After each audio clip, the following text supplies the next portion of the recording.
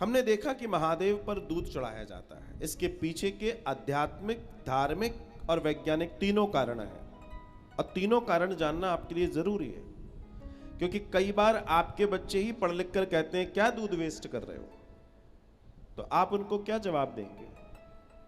आजकल अब देखो श्रावण आ गया, अभी बहुत बड़े महादेव के मंदिरों के बाहर कुछ पढ़े लिखे लोग खड़े हो जाएंगे, फिर वो एक बोर्ड आपको दिखाएंगे, उससे कहेंगे डोंट वेस्ट मिल्क, दूध को बर्बाद मत करो।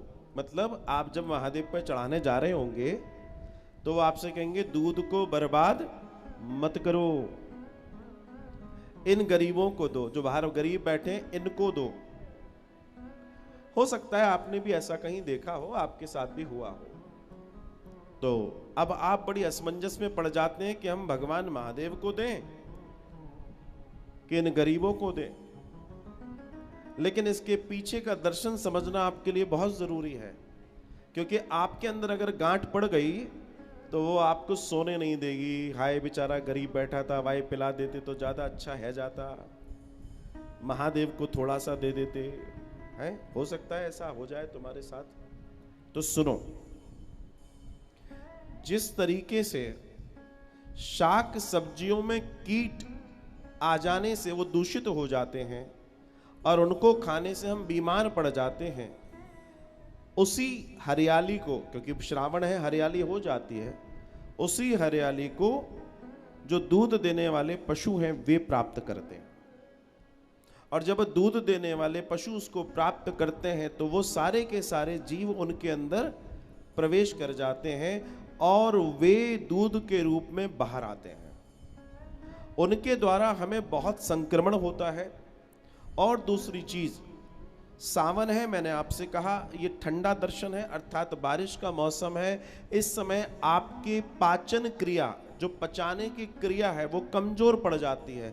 इसलिए इन दिनों तेल, मसाले और बहुत ज्यादा गरिष्ठ चीजें वर्जित मानी जाती हैं। अगर आप खाएंगे तो आपको नुकसान होगा।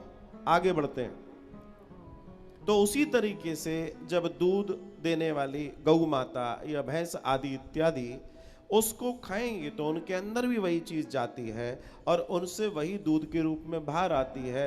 दूध वैसे भी हार्ड प्रोसेस की चीज है, मतलब वो उसको पचाने में बहुत ज्यादा ताकत लगती है। मैं आपसे वैज्ञानिक बात कर रहा हूं, क्योंकि भगवान शिव का एक एक दर्शन विज्ञान से भरा हुआ है, इसलिए आपको जानना और समझना पड़ेगा। बहुत ध्यान से समझिएगा। तो वो दूध जो है, वो दूध उस कालकूट विष की तरह हो जाता है। जब मंथन हुआ था और उस मंथन में जो कालकूट विष निकला था, उस विष को साधने के लिए जब कोई देवता खड़ा नहीं था तो महादेव ने आकर उस विष को साधा था। तो हमारे प्राचीन ऋषि मुनियों ने कहा कि ये जो दूध है, भाई देखिए पशु तो दूध देगा, अगर उसका दूध नहीं निकलेगा तो वो बीमार पड़ जाएगा। अब उस दूध को नाली में नहीं फेंक सकते, उस दूध को कुछ बेकार सड़क पर नहीं फेंक सकते, तो क्या किया जाएगा? उस दूध को इस श्रावण में वो जो जहर कालकूट को साध सकता है उस महादेव को अर्पित कर दिया जाए। महाराज, उस महादेव को अर्पित कर दिया जाए।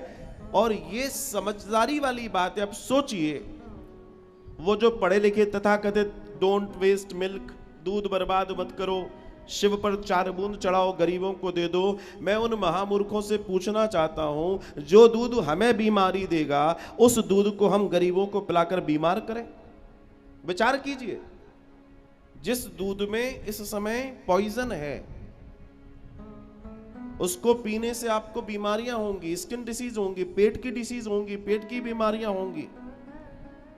और अगर वो सामान्य कोई पिए उसको तो परेशानी होनी है। इसलिए उस दूध को महादेव को अर्पित किया जाता है, ताकि वे ही विषधर हैं, उस सारे विश्व का वो शमन करते हैं, शांत करते हैं। इसलिए ये दर्शन है महाराज, इसलिए ये दर्शन है। इसे समझना बहुत जरूरी है, क्योंकि जैसे जैसे हम शिव में प्रवेश करेंगे, हम समझो अपने आप में प्रवेश करेंगे। और ये स्वयं के प्रवेश का दर्शन है, जिसे समझना, जिसे जानना सबके लिए अत्यंत अत्यंत आवश्यक है। इसलिए महादेव पर दूध की धार चढ़ाई जाती है, इसलिए ये दर्शन आता है और हम लोग इस दर्शन के साथ जुड़ते हैं। तो जितना हो सके चढ़ाइए, कोई दोष की बात नहीं है, कोई मन में ग्लानि रखने की जरूरत नहीं है कि चढ़ाएं कि ना चढ़ाएं। भगवान महादेव अत्यंत आनंद और ऐश्वर्य देने वाले हैं।